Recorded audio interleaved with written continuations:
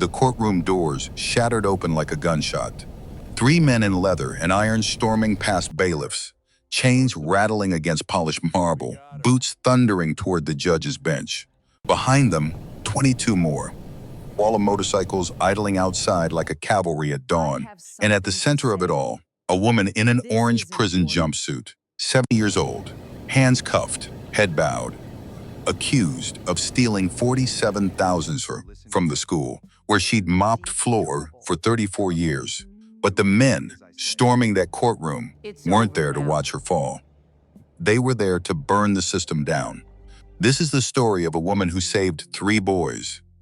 And the day those boys came to save her back, the letter arrived on a Tuesday. Evelyn Hartwell sat at her kitchen table, with the papers spread out in front of her, reading the same paragraph for the 4th time. The words didn't change. Civil complaint, misappropriation of district resources, $47,000.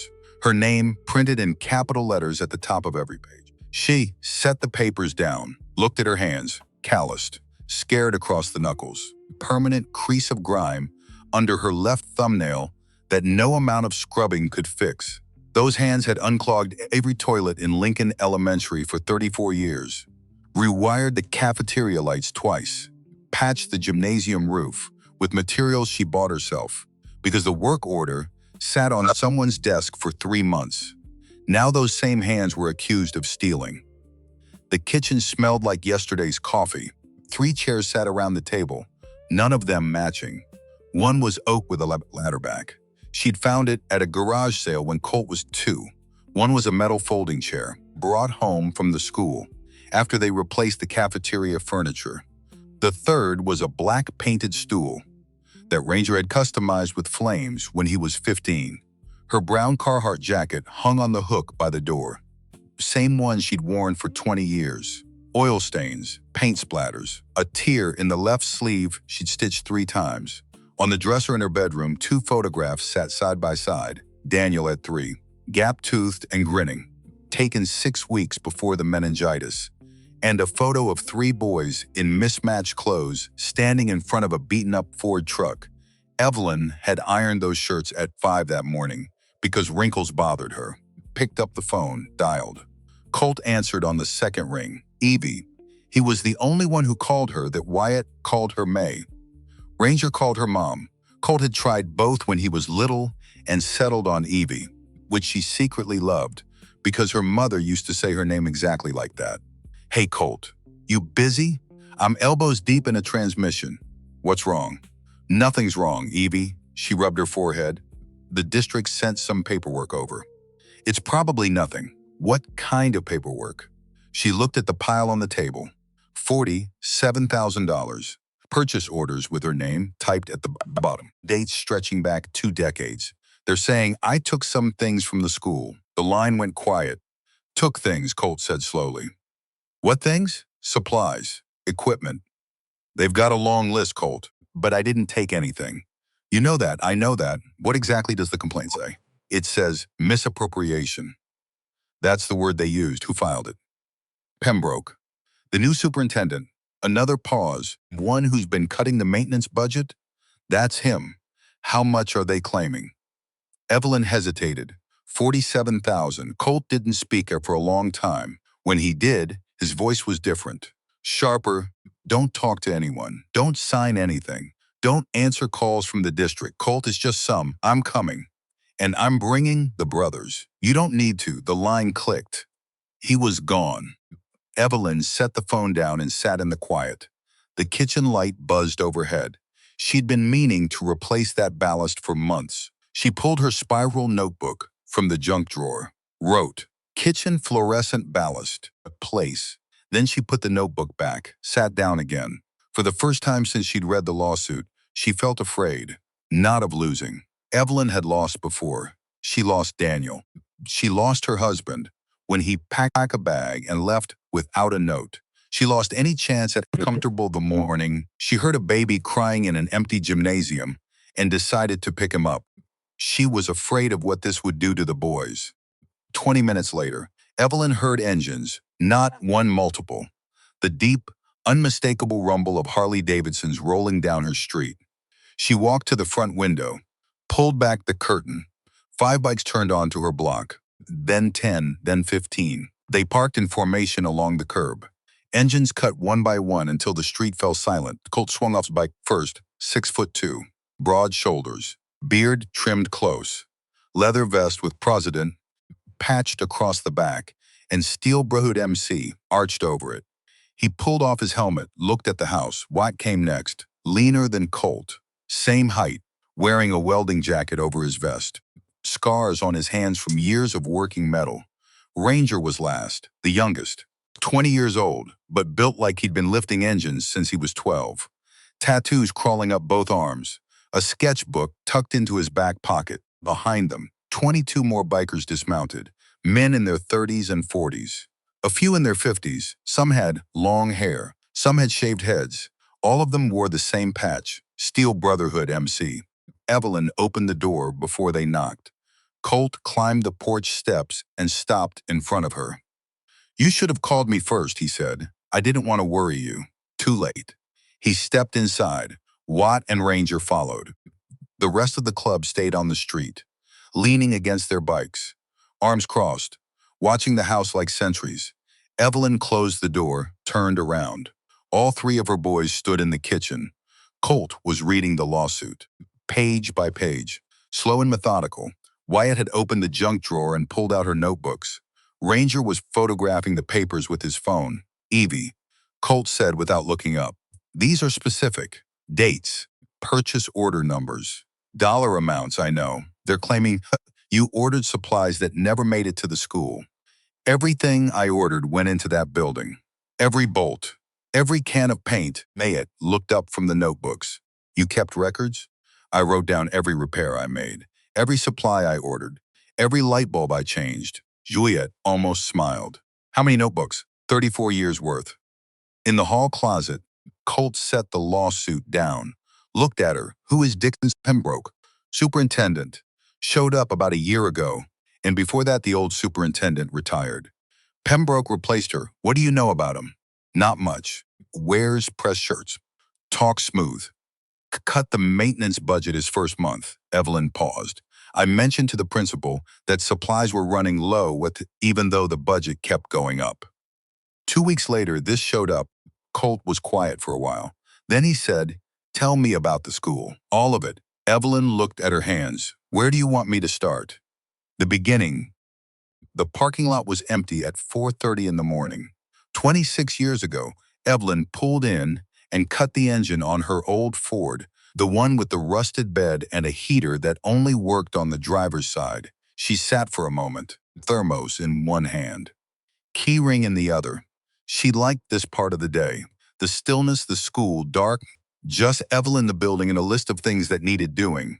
She let herself in through the side entrance, walked the main hallway by flashlight. First stop was always the gymnasium. A pipe had been leaking behind the bleachers, and she wanted to check the patch job from Friday. She pushed open the gym doors, stopped. Something was crying, not a cat, not the wind through the old ventilation ducts. A baby Evelyn stood in the doorway. Her flashlight beam cut across the hardwood and landed on the far corner. The sound bounced off the walls and came back doubled. She crossed the floor slowly.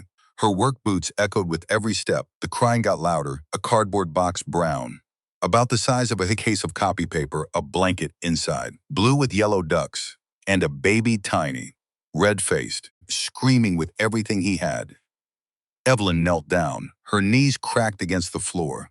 She pointed the flashlight at the blanket, saw a piece of lined paper safety pinned to the edge. Handwritten, 5 words. "Please take care of him." No name. No explanation. Just a request from someone who was already gone. Evelyn looked at the baby. He couldn't have been more than a few days old. His fists were clenched, his eyes squeezed shut. Every breath was a howl. She hadn't held a baby since Daniel. That last time was at the hospital. Evelyn was telling her son a story about a dog who could fly. The monitors started beeping faster. Then they stopped. Evelyn's hands were shaking. She reached into the box, picked him up. He weighed almost nothing. She held him against her chest, and her hand covered his entire back. His head fit in her palm. "Hey," she said. "Hey now, it's all right. He didn't stop crying, but he turned his face into her jacket, his fists unclenched just a little.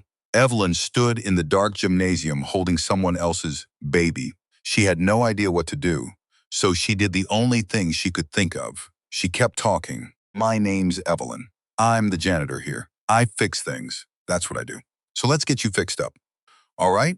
The baby made a sound that wasn't quite a cry, more like a hiccup. Evelyn took that as agreement. She carried him to the front office, called the police. They came in 12 minutes, then the ambulance, then social services. A woman with a clipboard and tired eyes showed up around 7. By that time, Evelyn had wrapped the baby in her Carhartt jacket and moved to the custodial closet because it was the warmest room in the building. The paramedics checked the baby over, said he was healthy, cold, hungry, but healthy.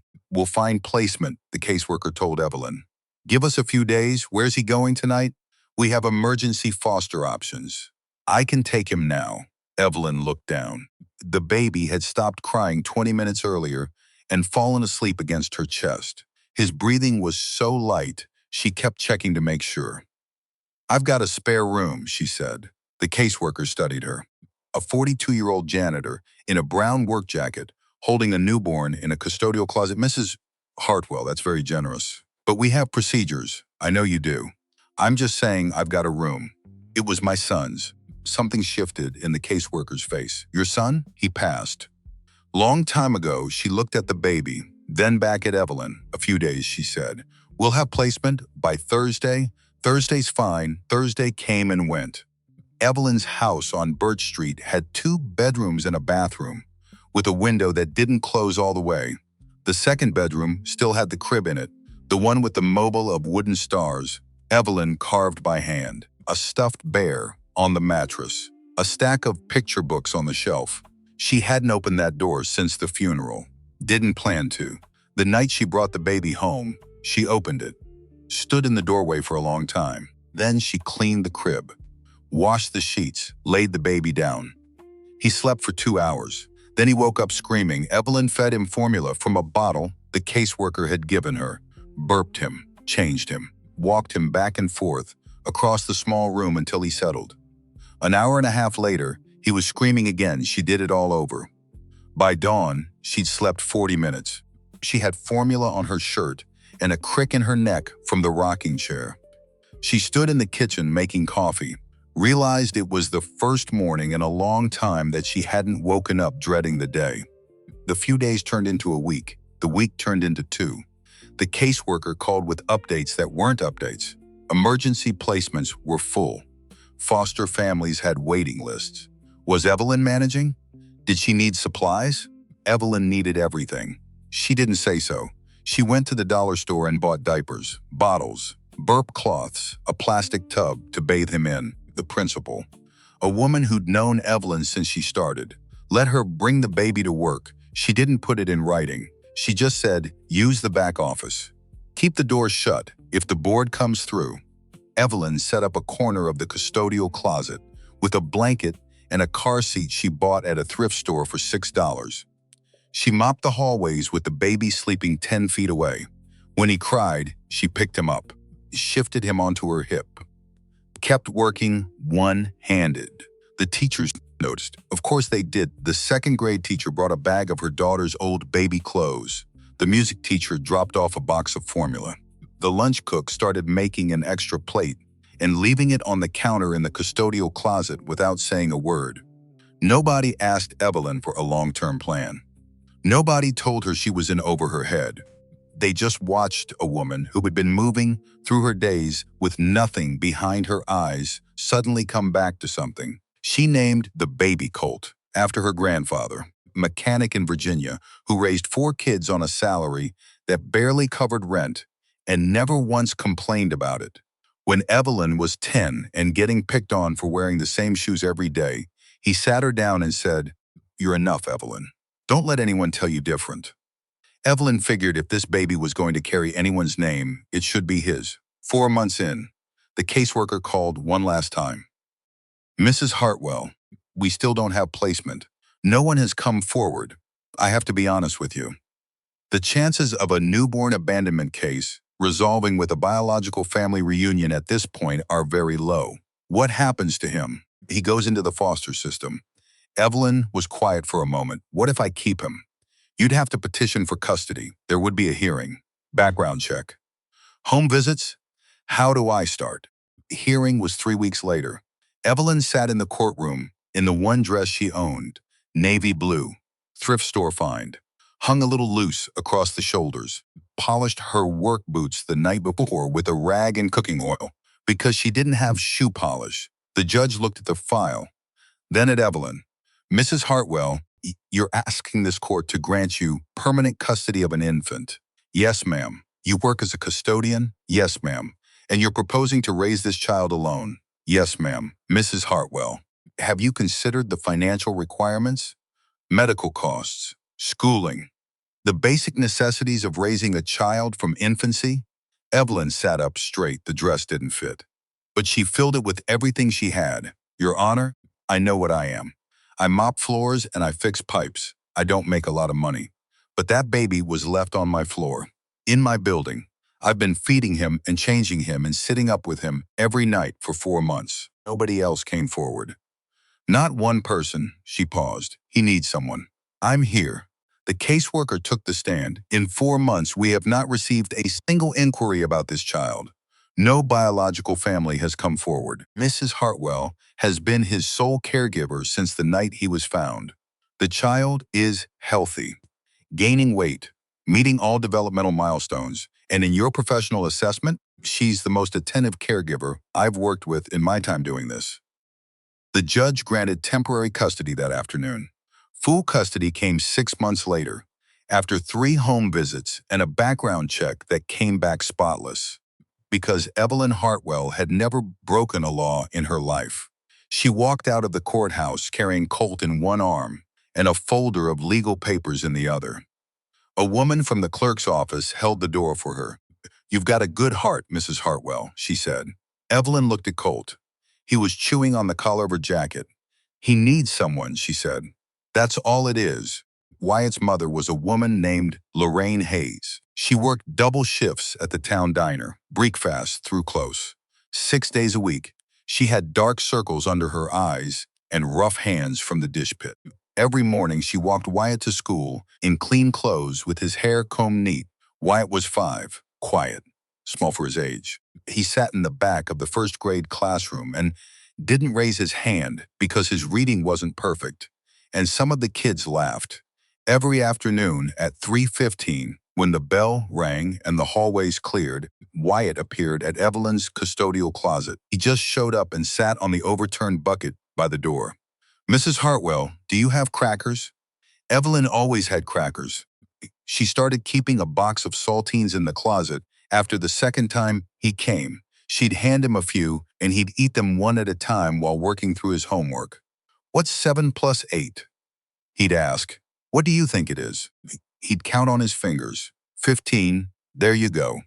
This went on for months. Evelyn never asked why he didn't go to the after-school program. She figured it out. Lorraine couldn't afford it. The diner didn't let her go until 6. There was nobody else. So every afternoon, Evelyn and Wyatt sat in the custodial closet. He did his homework. She sorted supplies and answered his questions. Sometimes he fell asleep on the bucket. Evelyn would carry him to the front office and wait for Lorraine to pull up in her old sedan, still in her diner uniform, smelling like grease and coffee. Thank you, Mrs. Hartwell, Lorraine said every time. I don't know what I'd do. He's no trouble. He talks about you at home. Says you're the smartest woman in the school. Evelyn laughed. He hasn't met the science teacher. Lorraine smiled. She had a tired smile, but it was real. The accident was on a Thursday in February. Icy roads. A delivery truck crossed the center line on the highway. Lorraine was driving home from the diner. She died before the ambulance arrived. Wyatt was in the custodial closet when the principal came to find him. Evelyn saw the principal's face and knew. She'd seen that look before, worn it herself. Standing in a hospital hallway with everything falling away under her feet. Wyatt, honey, the principal said. Can you come with me for a minute? Wyatt looked at Evelyn. She nodded. Go ahead, sweetheart, I'll be right here.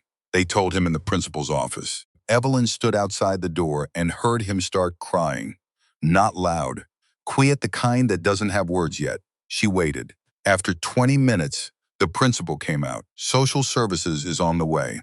We've called everyone on Lorraine's emergency contacts. Anyone coming? Not so far. Evelyn went into the office. Wyatt was sitting in the big chair behind the desk, his feet dangling above the floor. His homework was still in his lap. His face was wet, but he'd gone silent. Evelyn pulled up a chair and sat down next to him. Mrs. Hartwell. Yeah, Wyatt. My mom is dead. I know, sweetheart. What's going to happen to me? Evelyn didn't have a good answer. She said the only true thing she could. You're going to be okay. How do you know? Because I'm going to make sure of it. She petitioned for custody that same week. The caseworker was different this time. A young man in a necktie with a folder full of forms. Evelyn filled out everyone. She already knew the process. Mrs. Hartwell, you already have one child in your care, I know. And your income hasn't changed. I know that too. Taking on a second child is going to be.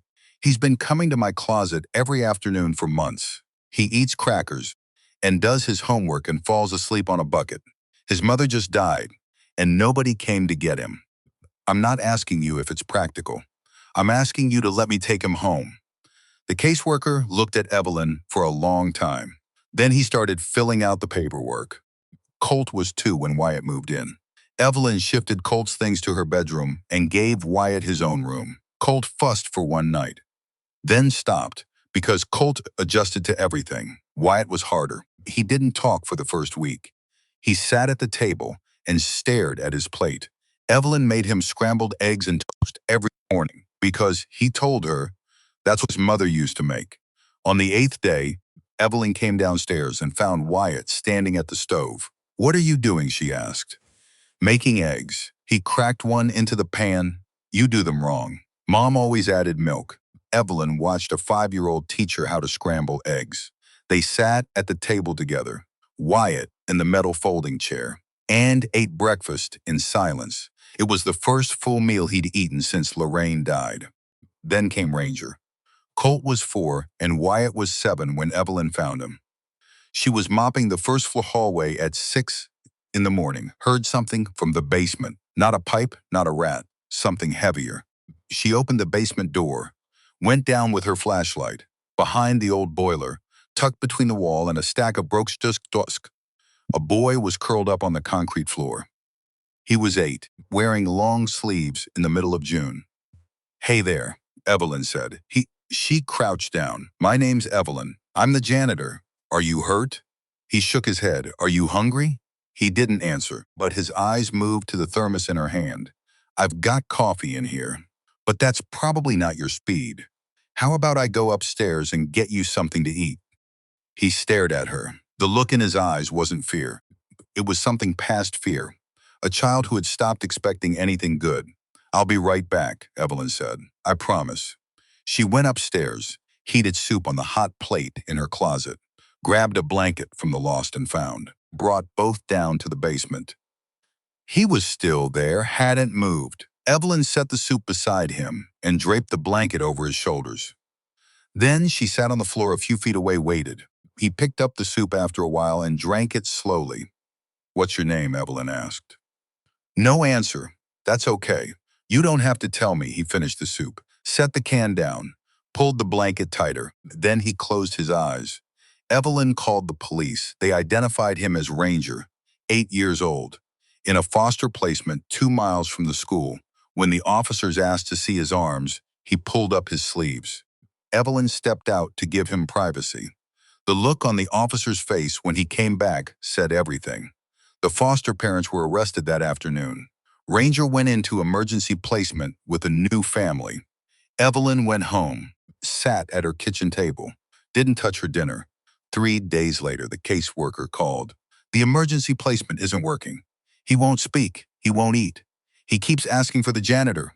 Bring him here, Evelyn said. Ranger arrived with a garbage bag of clothes and a stuffed rabbit with one ear missing. He sat at the kitchen table in the 3rd chair. The black stool didn't say a word. Colt sat next to him and colored. Wyatt brought him a plate of scrambled eggs with milk. The way Lorraine used to make them. Ranger didn't eat, didn't talk. For 2 weeks, he moved through the house without making a sound. Evelyn let him, she didn't push. Didn't ask questions. She made meals. Washed his clothes. Left the hallway light on at night because she noticed he slept with his door open. Then one morning, Evelyn was in the kitchen making coffee. Ranger appeared in the doorway, in pajamas that didn't fit, holding the stuffed rabbit by its one remaining ear. Mrs. Hartwell, morning Ranger. He stood there a long time. Evelyn poured her coffee and waited. Can I stay with you forever? Evelyn set the mug down. Looked at him. Yeah, she said. Yeah, you can. She adopted him 4 months later. 3 boys, 3 chairs, 1 paycheck. Evelyn sold the truck, rode the bus to work, which meant leaving the house at 4 in the morning instead of 4:30. She worked double shifts when they came up, single shifts when they didn't. Either way, she put every dollar toward the boys. She ate after they ate. Some nights that meant she didn't eat at all because 3 growing children went through a lot of food on a custodian's salary. She patched their clothes instead of buying new, chucked out a book on basic repairs from the library, and taught herself to fix bikes, toys, broken furniture. Cut her own hair with kitchen scissors to save a few bucks. Never missed a school play. Never missed a conference. Never missed a doctor visit. Nobody told her she was doing something remarkable. And Evelyn never thought she was. When the neighbor asked how she managed 3 kids alone, she just said, "They're good boys."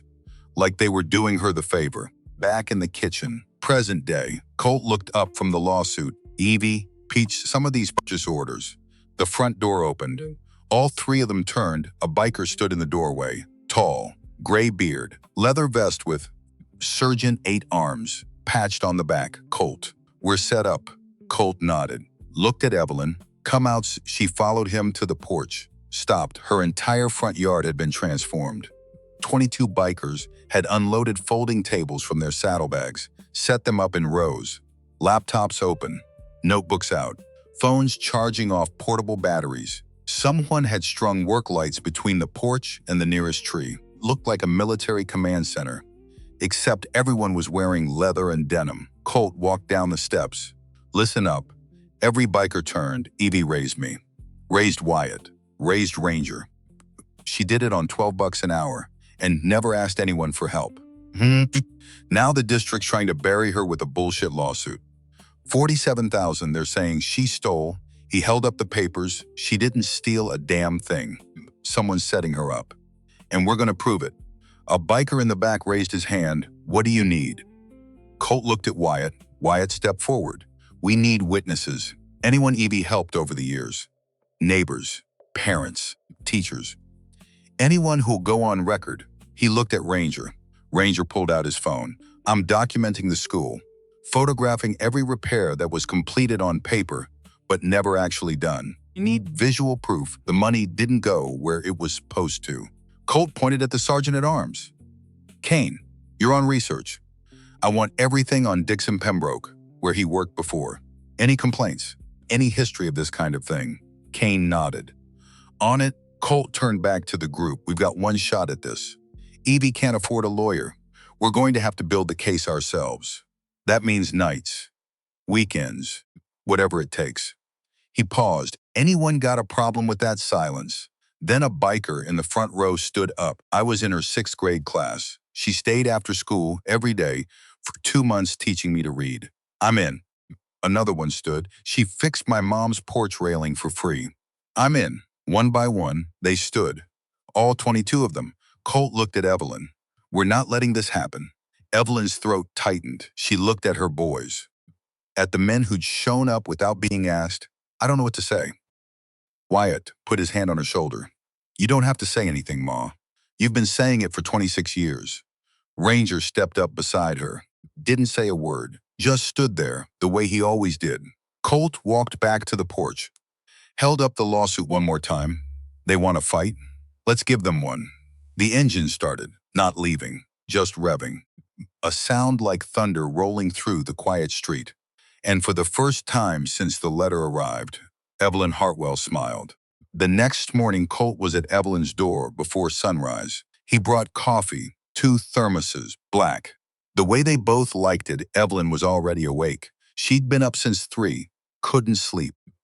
Lawsuit sat on the kitchen table like a weight she couldn't lift. You didn't have to come this early?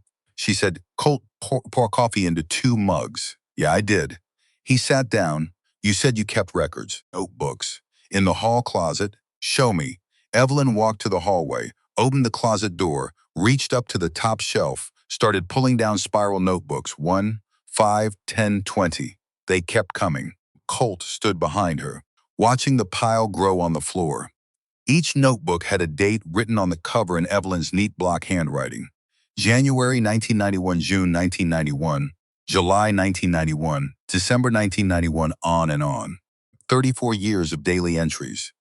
Evelyn carried an armful to the kitchen table, set them down next to the lawsuit. Colt picked up the first one, opened it. The pages were filled edge to edge. October 3, 1991. Place fluorescent ballast, room 14. 2 units, $23.40 to October 4, 1991. Unclogged sink, girls' bathroom, 2nd floor, plunge plus snake, to October 5, 1991. Ordered floor wax, 12 gallons, requisition 8411, 87.50 cents. Every repair, every supply order, every hour worked, Evie, Colt said slowly. These are meticulous. I like keeping track. You tracked everything. It was my job. Colt flipped to a random page, compared it to one of the purchase orders from the lawsuit. His face changed. Look at this. He laid the notebook and the purchase order side by side. Notebook. October 1998. Floor wax ordered. 12 gallons purchase order. October 1998. Floor wax ordered. 30 gallons. You never ordered 30 gallons, Colt said. We didn't use that much in a whole season. Colt pulled another purchase order. Notebook. November 2001. Fluorescent ballast replaced. 4 units to purchase order. November 2001. Fluorescent ballast replaced 18 units. 4 classrooms needed ballast, Evelyn said. I replaced 4. Colt sat back. Someone changed the numbers. The front door opened. Wyatt walked in, still wearing his work clothes from the night shift, grease on his hands. Welding jacket slung over his shoulder. You're up early, he said. Couldn't sleep. Wyatt saw the notebook spread across the table. Stopped. Are these all of them? 34 years, Evelyn said. Wyatt picked one up, started reading. His expression shifted the same way Colt's had. Ma. This is incredible. It's just a record. It's more than that. Wyatt pulled out his phone, started photographing pages. What are you doing? Evelyn asked. Evidence, every page, every entry. He looked at Colt. The first 2 decades match almost perfectly. Ma's notebooks and the district files line up. And then Pembroke took over. And everything changed. By noon, the front yard was full again. Teddy set up. Laptops open. Kane, the sergeant-at-arms, had been working since dawn. He waved Colt over, found something. Colt leaned over the laptop. Kane had pulled up a business registry. Every inflated purchase order was fulfilled by the same company. Grayfield Services. Never heard of it. That's because it didn't exist until 18 months ago. Kane clicked through the registry. Incorporated in Nebraska. Registered agent is Howard Grayfield. He pulled up another tab, a property record. Howard Grayfield owns a house in Millbrook. 3 miles from here. Who is he? Kane clicked again. A wedding announcement from 2 years ago. Dixon Pembroke weds Margaret Grayfield.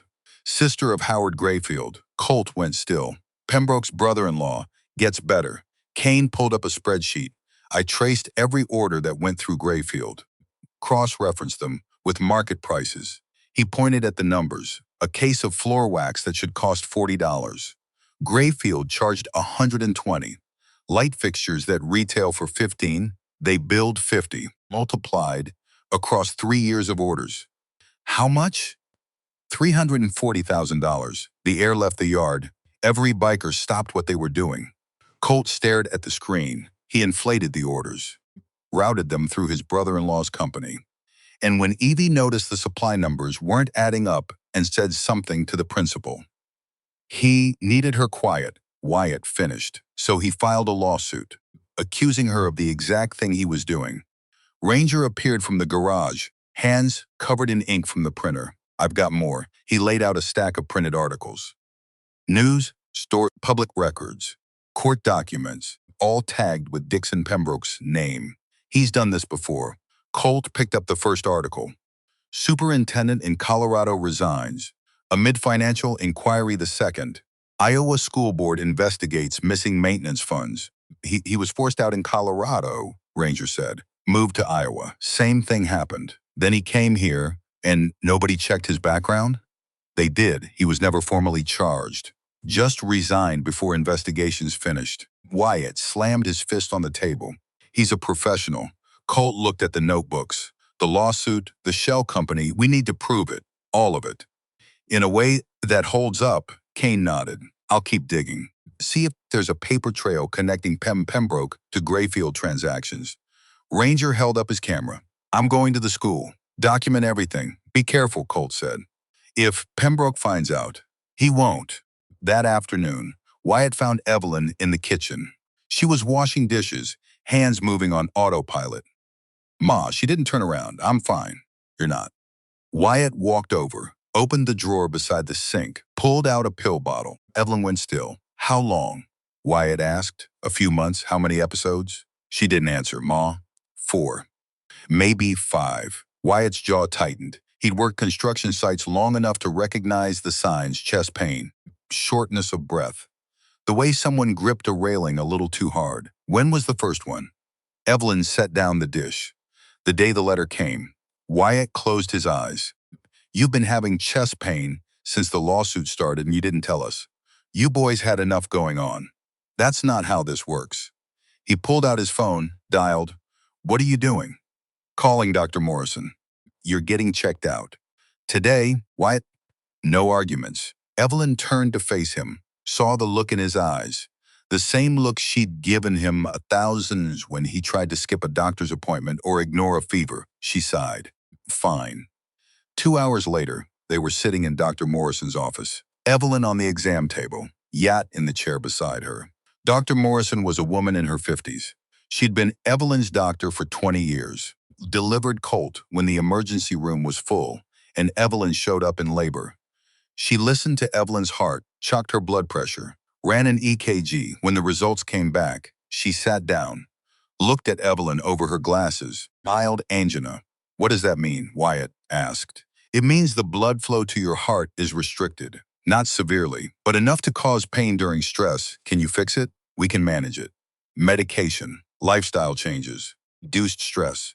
She looked at Evelyn. You're under a lot of stress right now, aren't you?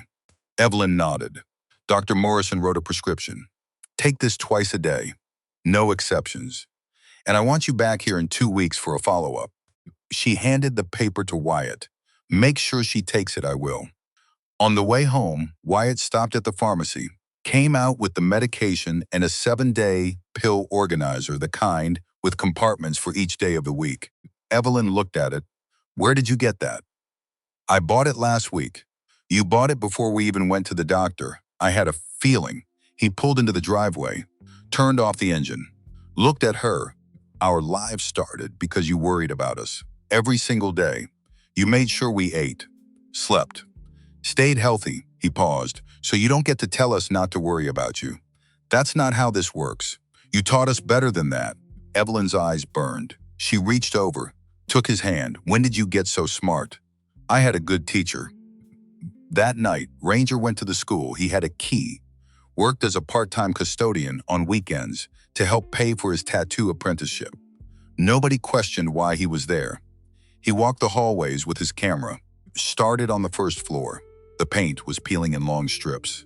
Water stains spread across the walls like bruises. He photographed it all, moved to the second floor. The girls' bathroom had a sink that had been cracked for months. A work order had been filed. Nothing happened. He photographed the sink, the work order number taped to the mirror. Third floor, the heating system. Half the classrooms had space heaters instead of working radiators. He checked the maintenance logs. Heating system replaced October 2022, $45,000. Ranger walked to the boiler room, opened the door. The boiler was ancient, rust covering the joints. A red tag from the inspector saying it should have been replaced years ago. He photographed everything. Then he went to the gymnasium, the floor where Colt had been found. A crack ran end to end, wide enough to catch a basketball. The maintenance log said it had been repaired 2 years ago. Ranger knelt down, ran his finger along the crack, felt the rough concrete beneath the surface. No repair had ever been done. Took 20 photos from different angles. Then he sat on the floor, right where the cardboard box had been. 26 years ago, Evelyn found Colt here, took him home, raised him with nothing but love and a janitor's paycheck. And now the people who were supposed to maintain this building were trying to bury her. Ranger stood up, kept shooting. Word spread fast in a small town. By the end of the week, Evelyn's phone wouldn't stop ringing. The neighbor from 3 doors down called first. "Evelyn, I heard about the lawsuit. It's garbage. I'm writing down everything you ever fixed on this street. My fence, the miller's roof, the church steps. I'll testify if you need me to." The cook from the diner called next. "I worked with Lorraine. I remember you bringing those boys in for pancakes every Sunday. You ordered 3 kids' plates and a coffee for yourself. Never food for you. I started putting extra pancakes on the boys' plates. You never said anything, but I could tell you noticed." A former teacher, retired now, living 2 towns over, Harold stayed every Christmas Eve to build the stage for the school play. Hung lights, painted backdrops. Did it because the budget didn't cover a crew. Never asked for overtime, never asked for recognition. Just did it because the kids deserved a real stage. One by one, they called, they wrote. They showed up at her door with handwritten statements. 52 people in total, teachers, parents, neighbors. Former students, all of them willing to testify. Colt compiled the list, organized it by category. Witnesses who could speak to Evelyn's character. Witnesses who could verify repairs she'd done for free. Witnesses who'd seen her go above and beyond for decades. Wyatt handled the documentation, scanned every statement, created digital backups, organized them in a binder with tabs and timestamps. Ranger designed the visual presentation, a timeline showing Evelyn's service, the decline of the building under Pembroke, the discrepancies between her notebooks and the district's records. By Friday, they had a case, not a legal brief written by a lawyer, but something stronger, a story told in 34 years of handwritten records, backed by 52 people who'd seen Evelyn Hartwell show up every single day and do the right thing even when nobody was watching. Saturday night, the Steel Brotherhood gathered at Colt's garage. All 25 members, bikes parked in formation outside. Inside, the space had been cleared, a single workbench in the center. On it, an old motorcycle gas tank, dented, rusted, paint chipped away. Colt stood beside it.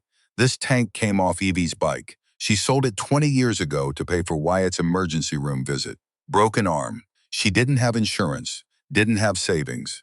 So she sold the only thing she had that was worth anything. He ran his hand over the rusted metal. She never bought another one. Said she didn't need it. Had 3 boys to raise. The room was silent. Tonight, we sign it.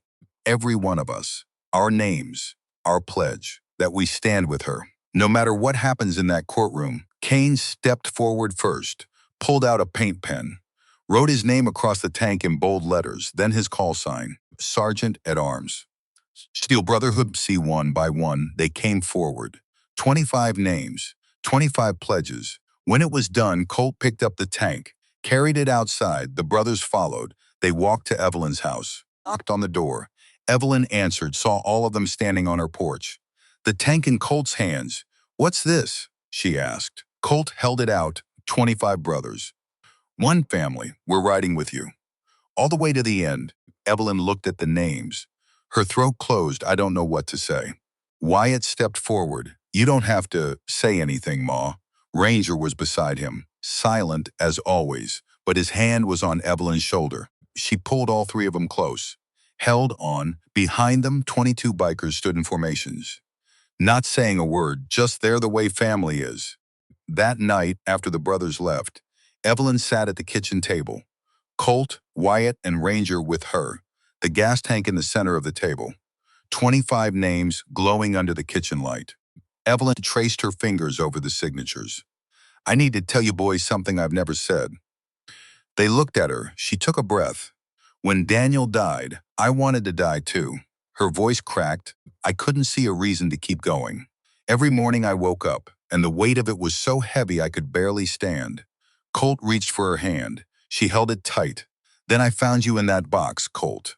And I had a reason to wake up. Someone needed me. Someone small and helpless and crying. And I thought, maybe I can do this one thing. Maybe I can show up for him. She looked at Wyatt. And when your mama died, Wyatt, and you taught me how to make eggs the way she did. You taught me that love could taste like something again. That grief doesn't mean the end of everything. Her eyes went to Ranger. And when you asked if you could stay forever, Ranger, I realized I was already home. That home isn't a place. It's the people who need you and who you need right back. She stopped, wiped her eyes. You three didn't just get saved. You saved me first. Every single day. Colt's voice was rough. We know, Evie. You gave us everything, Wyatt said. Ranger didn't speak, just stood, walked around the table, wrapped his arms around Evelyn from behind, rested his chin on top of her head, the way he used to when he was 8 years old and couldn't find words. Colt and Wyatt joined them. All four of them, holding each other in the small kitchen. Under the fluorescent light Evelyn had finally fixed. For the first time since the lawsuit arrived, Evelyn cried. Not from fear, from gratitude. Because she'd spent 26 years showing up. And now, when she needed it most, they were showing up for her. Sunday night, 24 hours before the trial, Colt couldn't sleep. He went to the garage at midnight, started polishing his Harley chrome work, detail cleaning things that didn't need doing, but his hands needed to move. Wyatt found him there at 2 in the morning, didn't say anything, just grabbed a rag, started polishing his own bike. Ranger showed up at 3, carrying his sketchbook. He sat on the workbench, started drawing. By 4, all 3 of them were there, working in silence, the way they always had. At 5, Colt spoke. What if we lose? Wyatt stopped polishing. We won't, but what if we do? Wyatt set down the rag, looked at his brother. Then we appeal. We fight. We don't stop. Ranger flipped a page in his sketchbook, held it up, a portrait of Evelyn standing in front of the school, mop in hand, Carhartt jacket. But behind her, 3 boys, grown now, standing tall. The caption underneath, she showed up. So will we? Colt stared at the drawing, nodded, yeah. So will we. Monday morning, 4:30, the Steel Brotherhood assembled. 25 Harleys lined up in formation outside Evelyn's house. Colt knocked on the door. Evelyn answered. She was already dressed, navy blue dress, work boots polished, Carhartt jacket over her arm. You ready? Colt asked. As I'll ever be. Then let's ride. He led her outside. To his bike, handed her a helmet. When's the last time you rode? He asked. 20 years. Time to remember. Evelyn climbed on behind him, wrapped her arms around his waist, felt the engine rumble to life beneath her. 24 other engines started in sequence. The sound rolled through the quiet street like thunder. Colt looked back. You good? Evelyn nodded. Let's go. They pulled out formation perfect. Colt leading, Wyatt and Ranger flanking, 22 brothers behind. The sun was just starting to rise. Cutting through the morning fog, they rode through town. Every stoplight, every intersection, people stopped to watch. 25 bikers, riding with purpose, protecting the woman who'd given them everything. By the time they reached the courthouse, the street was lined with people, neighbors, teachers, former students, all of them waiting. The bikes pulled up in perfect formation. Engines cut silence. Colt dismounted, helped Evelyn off the bike. She looked at the courthouse, the stairs leading up, the doors that would decide everything. Watt stepped beside her. Ranger on the other side, Colt in front. We're ready, he said. Evelyn looked at her boys, at the 22 men who'd shown up without being asked, at the crowd of 200 people filling the sidewalk. She straightened her jacket, lifted her chin. Then let's finish this. They walked toward the courthouse together, 25 bikers, 1 janitor, and an army of people who knew the truth. The doors opened, and Evelyn Hartwell walked inside, ready to fight. The hallway inside the courthouse was already full. Evelyn stopped in the entrance, stared, 200 people lined both walls, sitting on wooden benches, standing shoulder to shoulder, filling every available space, faces she knew. The neighbor who lived 3 doors down, the cook from the diner where Lorraine used to work, teachers from the school, parents of former students, a woman whose kitchen faucet Evelyn had fixed on a Saturday afternoon because she mentioned it at church, a man whose son used to sit in the custodial closet doing long division, while Evelyn sorted supplies, the retired principal's widow, standing near the courtroom door with a manila envelope in her hands. They all turned. When Evelyn walked in, nobody spoke. But one by one, they stood, a silent show of solidarity. Evelyn's chest tightened. Colt put his hand on her shoulder. They came for you. She couldn't speak, could barely breathe. An older woman stepped forward. Gray hair, kind eyes, hands rough from years of work. She reached out, touched Evelyn's arm gently. "We're with you," she said. Then she stepped back. Others moved forward, not crowding, just close, a hand on her shoulder, a nod, a whispered, "We believe you." Evelyn walked through the hallway, Colt on one side, Wyatt on the other, Ranger behind, 22 bikers forming a protective line. She'd spent 34 years showing up, fixing things nobody else wanted to fix, helping people who couldn't pay her back, never asking for recognition, never expecting gratitude. And now, when she needed them most, they'd shown up for her. The courtroom was smaller than Evelyn expected. Wood paneling, fluorescent lights, rows of benches already filling. She sat at the defense table, no lawyer beside her. Just 3 manila folders Colt had prepared, 34 notebooks stacked in a box at her feet, and a binder full of witness statements. Across the aisle, Pembroke's attorney was already at the plaintiff's table, a tall man in an expensive suit, silver hair, confident posture, Nicholas Grant.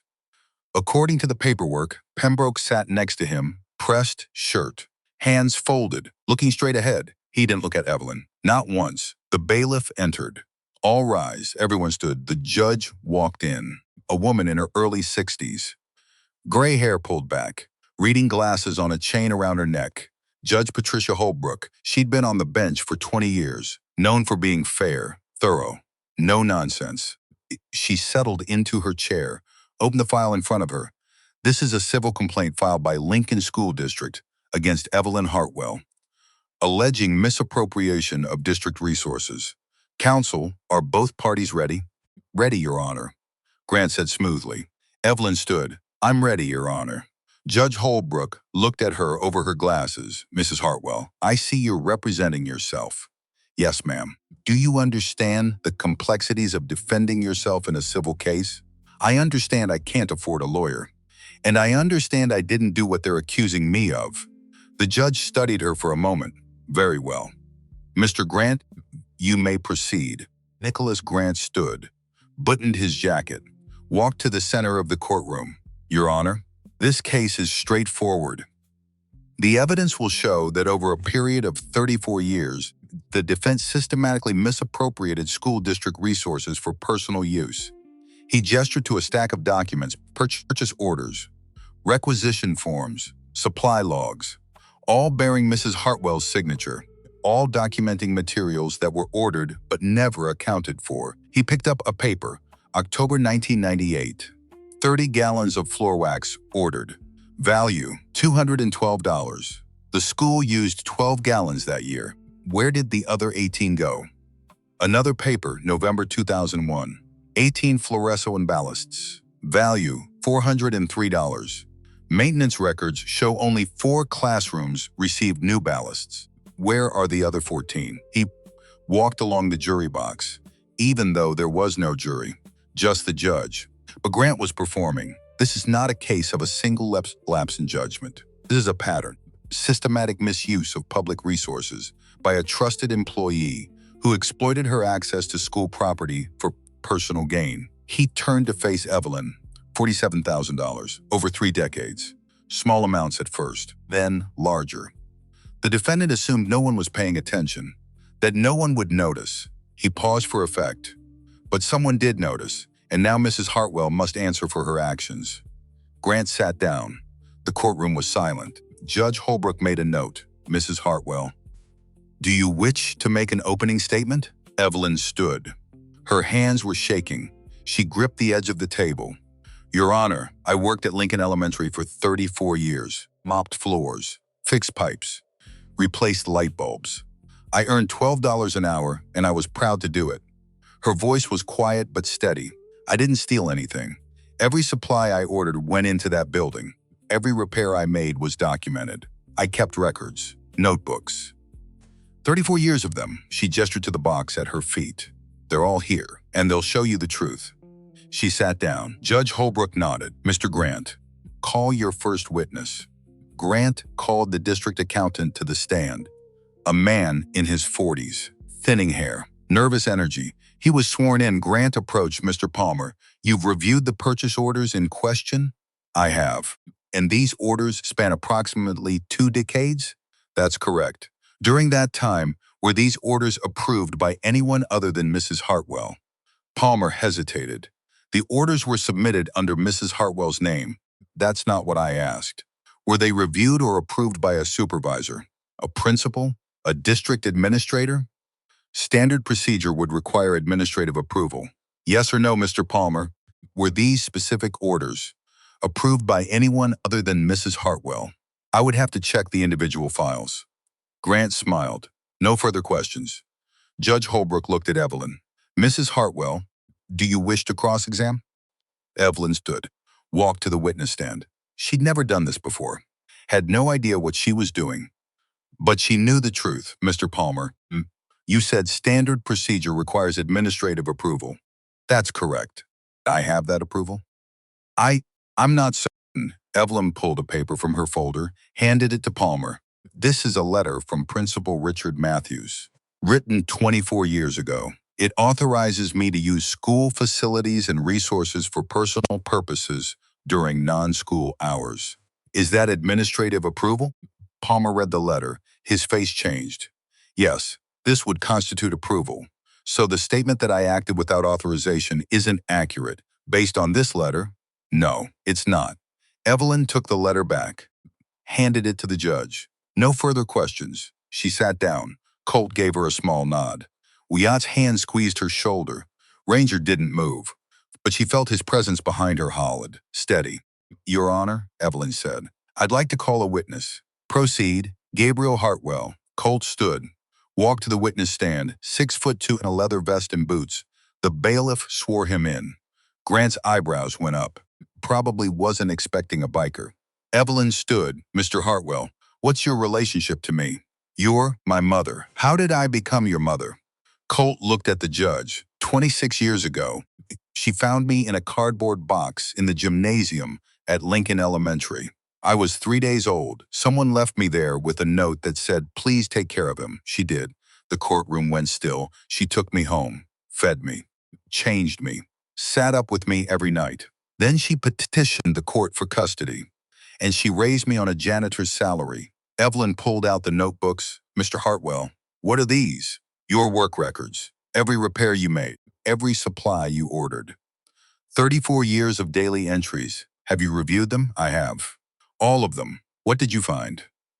Colt picked up one of the notebooks, held it next to a purchase order from the lawsuit. Her notebook from October 1998 says you ordered 12 gallons of floor wax. The district's purchase order says 30 gallons. He picked up another set, November 2001. Your notebook says 4 fluorescent ballasts. Purchase order says 18. He looked at Grant. Someone changed the numbers. Grant stood. Objection. Speculation. Judge Holbrook leaned forward. On what basis, Mr. Hartwell, are you making this claim? Colt set down the notebooks. Because for the first 20 years, the numbers match perfectly. My mother's notebooks and the district records line up within a few dollars. Then Dixon Pembroke took over as superintendent. Suddenly, the numbers start running higher. A lot higher. He pulled out a spreadsheet. I compared every entry. For 2 decades, the discrepancy was less than 1%. After Pembroke arrived, it jumped to 300% in some cases. Judge Holbrook studied the spreadsheet. Continue. There's more, Your Honor. Colt pulled out 5 purchase orders. These orders are dated after my mother retired. 2 years ago. She hasn't worked at that school since. But someone's been submitting orders under her name. He laid them on the judge's bench. How does a retired janitor order supplies? The courtroom erupted. Judge Holbrook banged her gavel. Order. She looked at Grant. Mr. Grant, do you have an explanation for this? Grant shuffled his papers, Your Honor. We'll need to verify the dates. The dates are right here. On your own documents, Grant said nothing. Judge Holbrook made a note. Mrs. Hartwell, you may continue. I'd like to call Wyatt Hartwell, Evelyn said. Wyatt stood, took the stand. Evelyn faced him. Mr. Hartwell, what do you do for a living? I'm a welder, and I do emergency medical response on construction sites. Have you examined the signatures on these purchase orders? I have. What did you find? Wyatt pulled out a magnified image of two signatures, side by side. This is my mother's signature from 1995.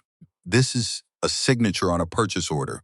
From 2023, he pointed to specific details. The pressure patterns are different. My mother has arthritis in her right hand. You can see it in the tremor of certain letters. The 2023 signature doesn't have that tremor. What does that tell you? Someone forged her signature. Grant stood. Your Honor, Mr. Hartwell is not a handwriting expert. No, Wyatt said. But I read hand movements every day. Melding requires precision. You learn to see pressure, angle, force. This signature is wrong. He looked at his mother, and I know her handwriting better than anyone. Judge Holbrook examined the images. I'll allow it, but I'm noting that Mr. Hartwell is not a certified expert. Understood, Your Honor. Evelyn turned back to Wyatt. Can you describe my health? You have mild angina, chest pain caused by stress. It started when you received the lawsuit. How do you know? Because I found your medication, and because I've been trained to recognize the signs. His voice cracked slightly. This lawsuit is killing her. Literally.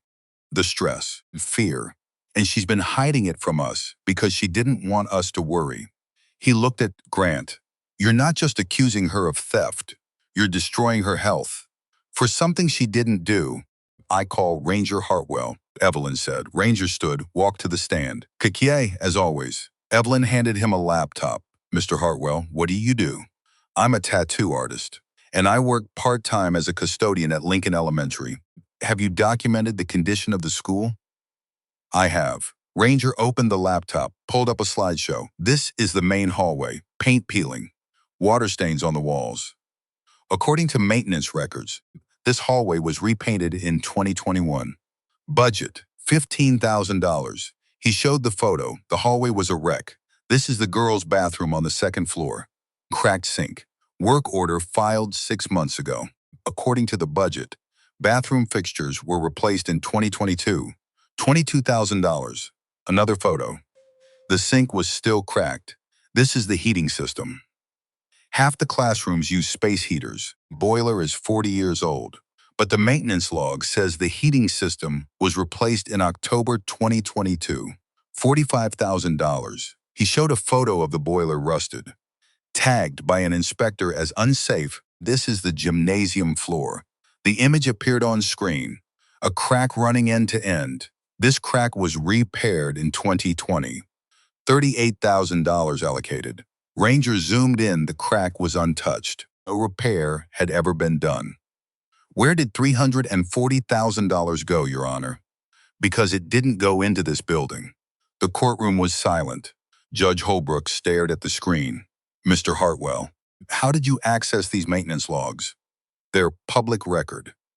Posted on the district website, she made a note. Continue. Ranger pulled up one more image. A business registration. Every inflated purchase order was fulfilled by Grayfield Services.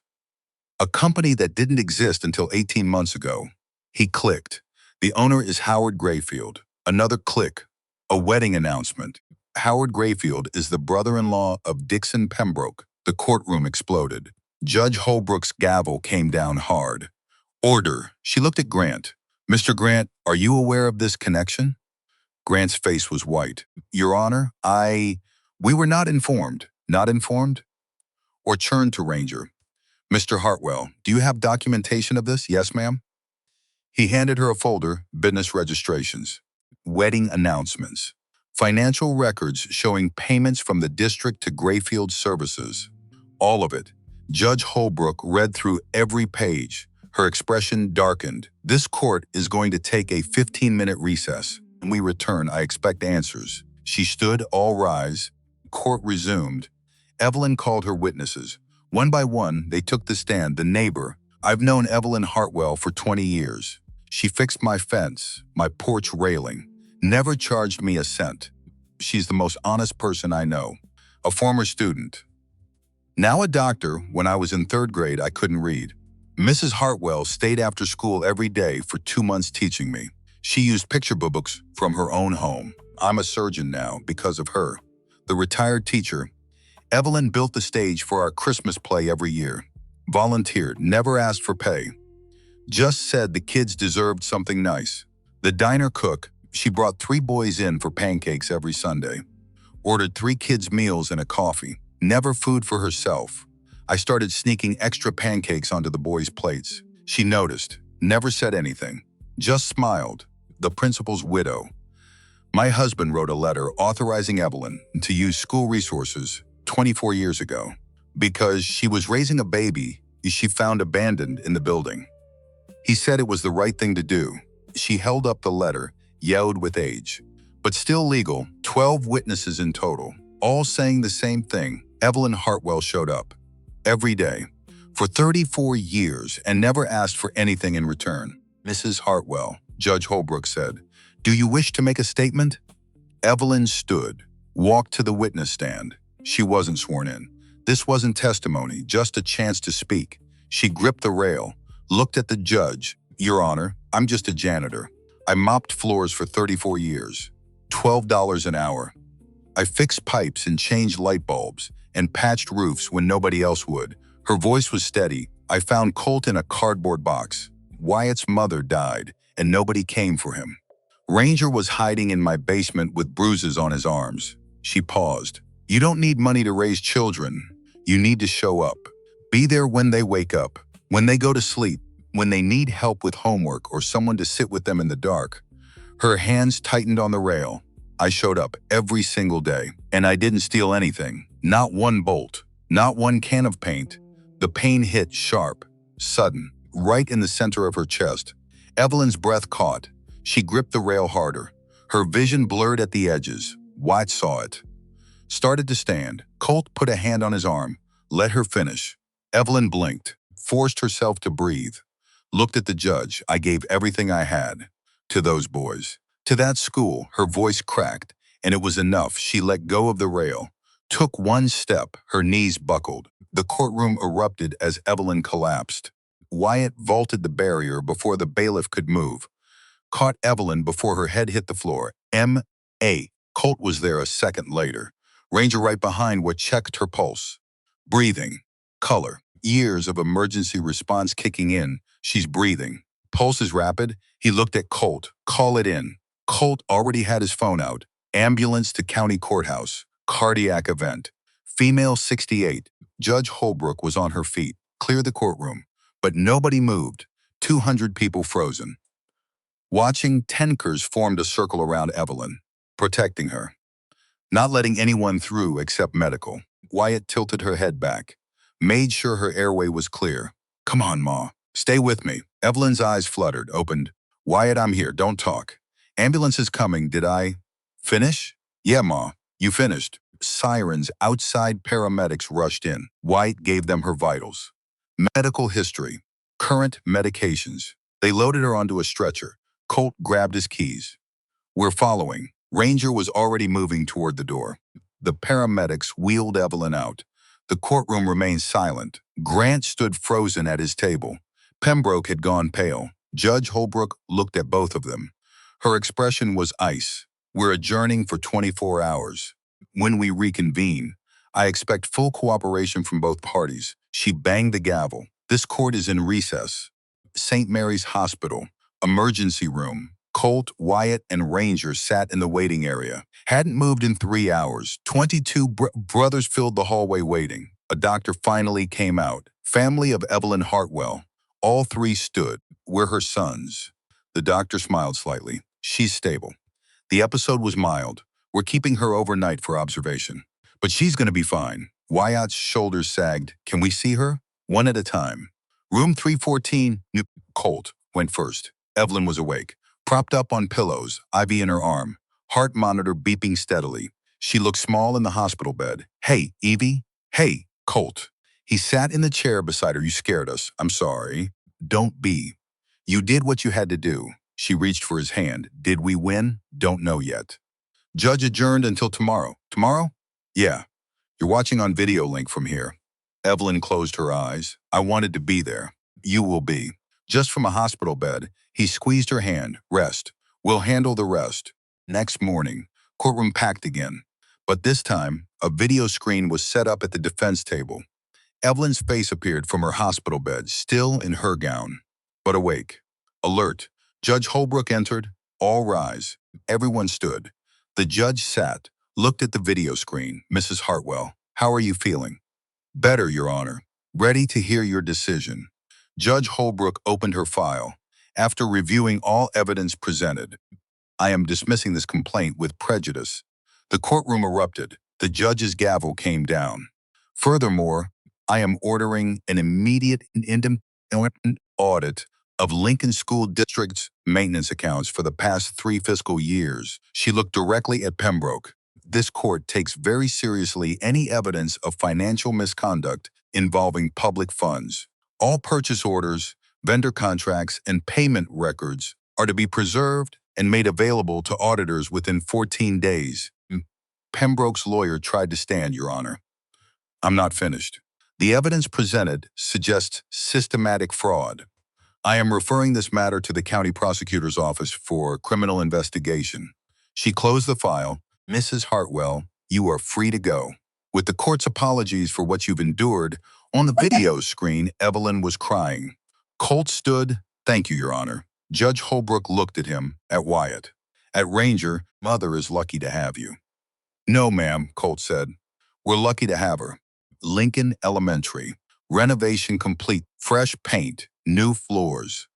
Working heating system. Everything the $340,000 should have bought in the first place. A ceremony was being held in the gymnasium. The same gymnasium where Colt had been found 26 years ago. 200 people filled the space. At the center of the floor, a bronze plaque mounted on the wall. Evelyn Hartwell, Gymnasium dedicated to the woman who showed up every single day. Evelyn stood in front of it. Colt, Wyatt, and Ranger beside her. The new superintendent gave a speech. Pembroke had been arrested, charged with fraud, embezzlement, and forgery. Howard Grayfield had cooperated with investigators in exchange for a reduced sentence. Both were awaiting trial, but today wasn't about them. It was about Evelyn. After the ceremony, they went back to her house. The Steel Brotherhood was there, bikes parked in formation. Evelyn's old gas tank, the one with 25 signatures, was mounted on the wall of Colt's garage, a reminder. But tonight, it was just the 4 of them. Evelyn walked into the gymnasium alone, stood in the center of the floor, right where Colt's cardboard box had been 26 years ago. The crack was gone, repaired. Finally, she looked up at the plaque on the wall. Evelyn Hartwell Gymnasium, her name. In bronze, for 34 years she'd been invisible, the janitor, the woman who mopped floors. Now her name would be here forever. She touched the plaque. Daniel, she whispered, I hope you're proud. Behind her, 3 sets of footsteps. Colt, Wyatt, and Ranger. They didn't say anything, just stood beside her, looking at the name they'd fought so hard to clear. You know what's funny? Evelyn said. What, Ma? Wyatt asked. For years, I thought this building needed me. She turned to face her sons. Turns out, I needed it more. Colt put his arm around her. Come on, Evie. Let's go home. Evelyn made coffee. They sat around the kitchen table. 3 chairs, 4 people. Ranger had pulled in a stool from the garage. Colt looked at Evelyn. You're quiet tonight, Ma. Just thinking. About what? Evelyn looked at the 3 chairs, at the oak one from the garage sale, the metal one from the school the black stool Ranger had painted, at the 3 men who'd sat in those chairs growing up, and who'd stood beside her when everything fell apart. I was just thinking, she said quietly. We turned out all right. Wyatt smiled. Yeah, Ma, we did, Ranger reached across the table, put his hand on top of Evelyn's, didn't say anything, didn't need to. Outside, the sound of Harleys rumbled in the distance, the Brotherhood riding past, a salute, a promise. Evelyn looked at her boys, smiled, because she'd spent 34 years showing up, fixing things, raising children who weren't hers by blood, but were hers in every way that mattered. And when she needed them most, they'd shown up for her, on steel horses, with loyal hearts. And they'd saved her the way she'd saved them, one day at a time.